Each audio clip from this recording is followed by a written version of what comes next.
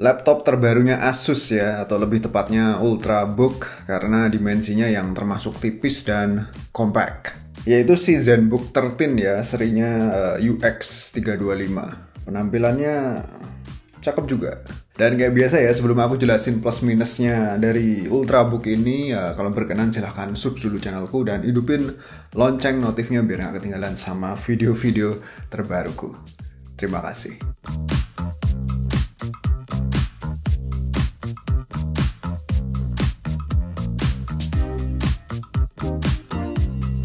Jadi aku bahas sektor desainnya dulu karena menurutku ini merupakan hal paling menarik dari Ultrabook ini ya.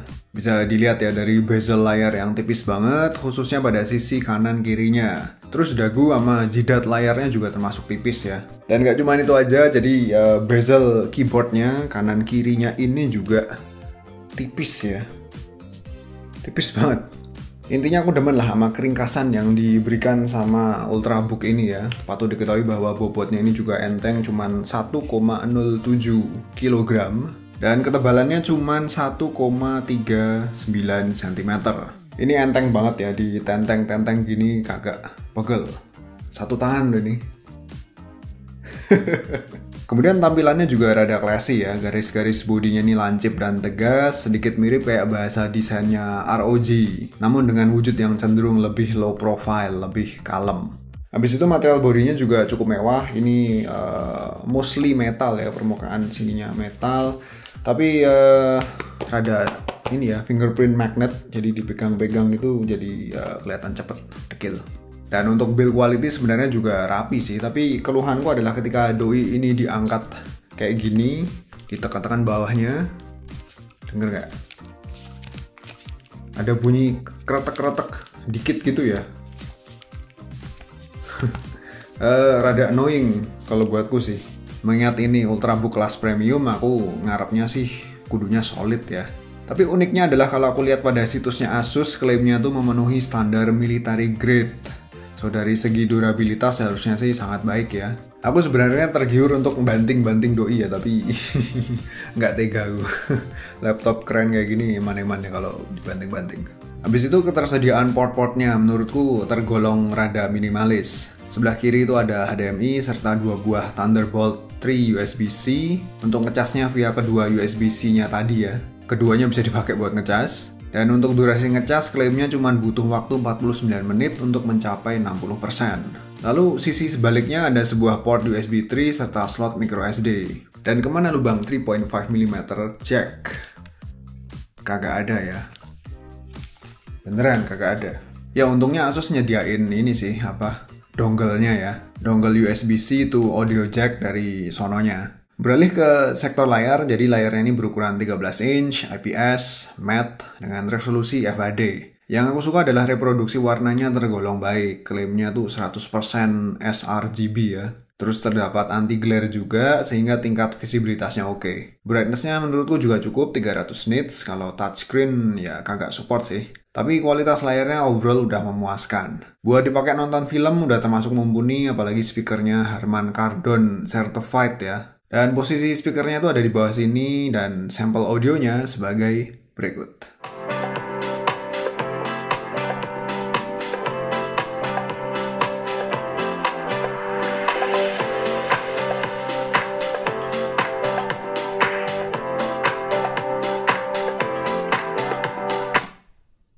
Habis itu keyboardnya ya.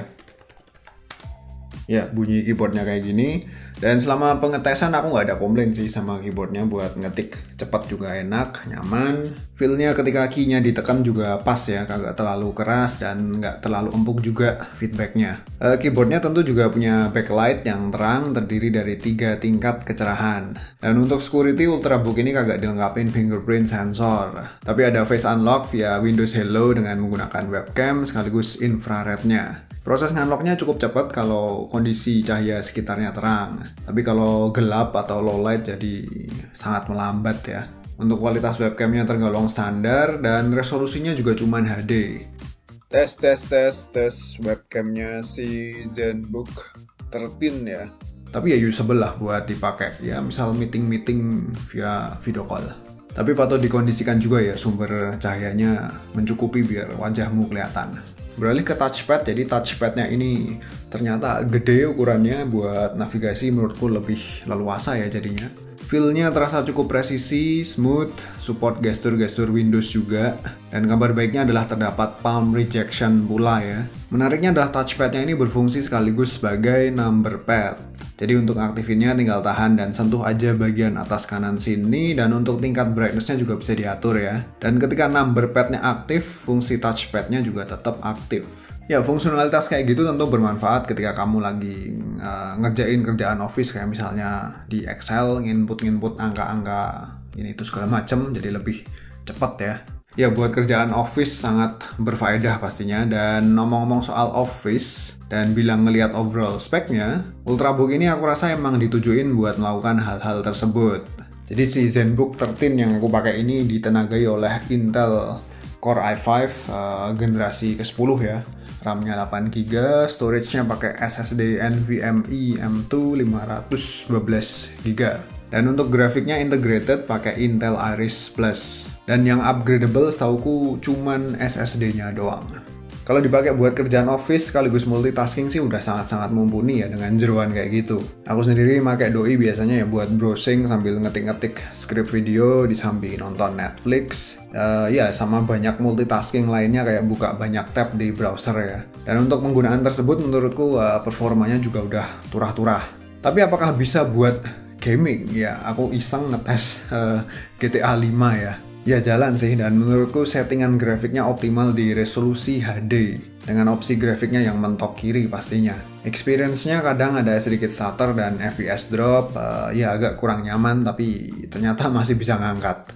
Aku saranin kalau emang pengen ngegame ya mending main game yang enteng-enteng aja ya, macam Dota 2 misalnya. Kalau buat kegiatan multimedia aku rasa ya kalau cuman buat ngedit-ngedit foto secara simple masih relevan lah performanya. Tapi kalau buat ngedit video resolusi tinggi atau melakukan hal-hal berat lainnya ya mending beli Asus ROG atau ProArt sekalian ya.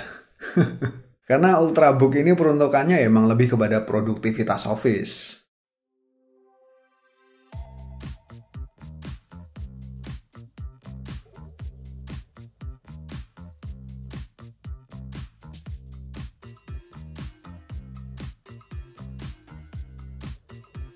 Kemudian untuk peningkatan suhu menurutku termasuk nyaman, kondisi load rendah kayak buat browsing atau nge-office terasa sangat nyaman pada area palm rest serta keyboardnya. Kalau pas aku tes gaming kayak tadi peningkatan suhu paling kerasa di area sekitar lubang fan-nya ya. Dan untuk tingkat kebisingan fan juga cenderung sunyi, bahkan nggak kedengeran sama sekali ketika dipakai untuk kerjaan-kerjaan enteng kayak yang kulakuin tadi. Dan menurut Asus berdasarkan tes PC Mark Modern Office yang telah mereka lakuin, Ultrabook ini punya battery life hingga 12 jam 44 menit.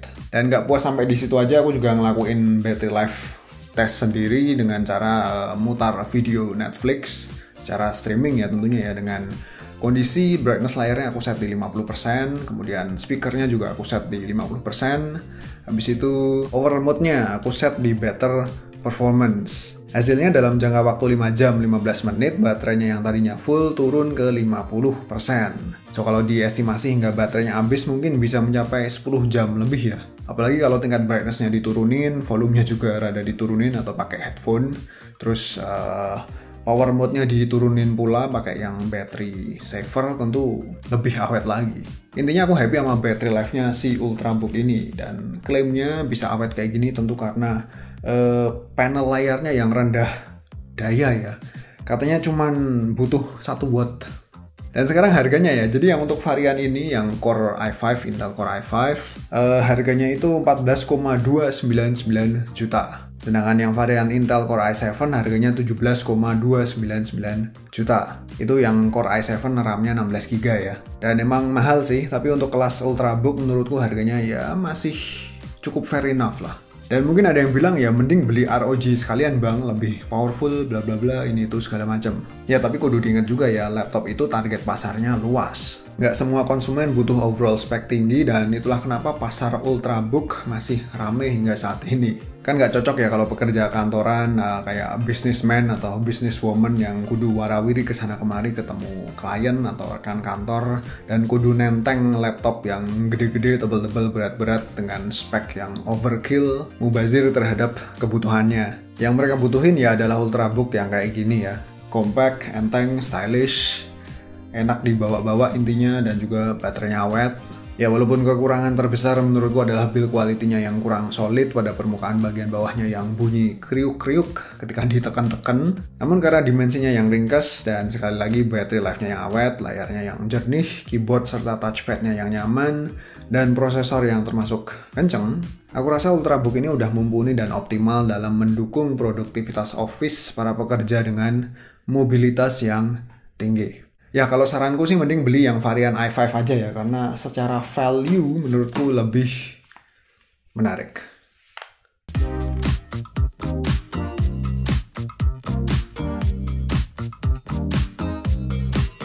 Yo, segitu aja review si ZenBook 13 UX 325 ya.